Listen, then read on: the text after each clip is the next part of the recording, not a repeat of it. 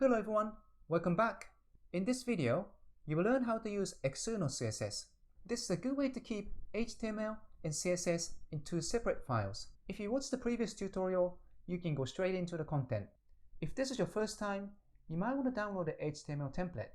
You'll see the link to the template in the description text below. Okay, let's get going. So we've used inline CSS like this one, and we've used internal CSS, which is this one. I'll show you another way to use CSS. Let me introduce you to external CSS. Now let's go back to the desktop and make a copy of this index file. I'll say duplicate and change the file name to main.css. Yep, you can change the file extension and hit enter. It's going to protest like this.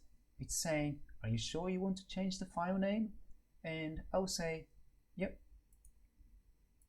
just like that. So we have index.html and main CSS. Let's open the CSS file.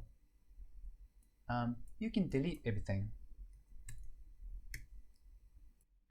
Now, what I'll do is I'll replicate these settings in the CSS file. Let me put these side by side. I will say body, curly braces, text align, center. And don't forget the semicolon and h2 color equals gray. And in the HTML, you can either delete it or hide it. What I'll do is highlight everything up to here and hit Command and slash or Control and slash like this.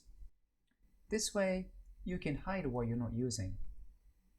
So we have the HTML file, we have the CSS file, and they're both in the same folder. Let's refresh the website. Okay. It looks like it's lost all the settings. The reason is HTML and CSS files are not connected to each other. So let's handle that. What I'll do is I'll go to Google and search for external CSS. Like that. Yep, how to add CSS. W3 scores is always a good one. 3 ways to insert CSS. Right now, we're talking about external CSS. So this is the one. Now, if you go to the example, look under the head tag. There's a new tag called link. This is the one we're looking for. So we can copy this and paste it inside the head tag. I'm going to change the file name to main.css. Okay, now HTML and CSS should be linked to each other. So I'll go back to our website and hit refresh. Okay, there you go. Now we can delete all this in the HTML, save. So what we have here is all the styling information is kept in the CSS file, and the index file will only have HTML elements. This way, you can keep the main file clean and easy to read. Alright, let's carry on with the styling.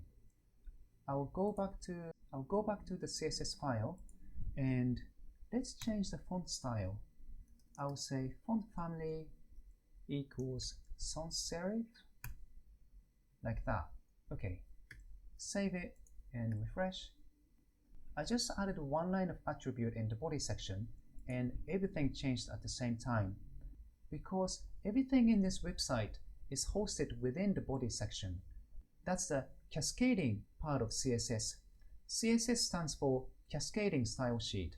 In other words, CSS looks at things from top to bottom, and if you make a change to the parent component, all the child components will be affected. Now that you know how to target elements in HTML, in the next tutorial, I'll show you how to use ID and class attributes. They will give you a lot more control over your CSS. Thank you for watching. I hope this was useful. If you'd like to see more videos like this one, please subscribe to this channel up here. If you'd like to learn Python, you can watch my other tutorials down here. If you'd like to do more practice with HTML CSS, you can also take my Udemy course. You'll find the link to the course in the description text below. Thank you for watching. See you in the next video.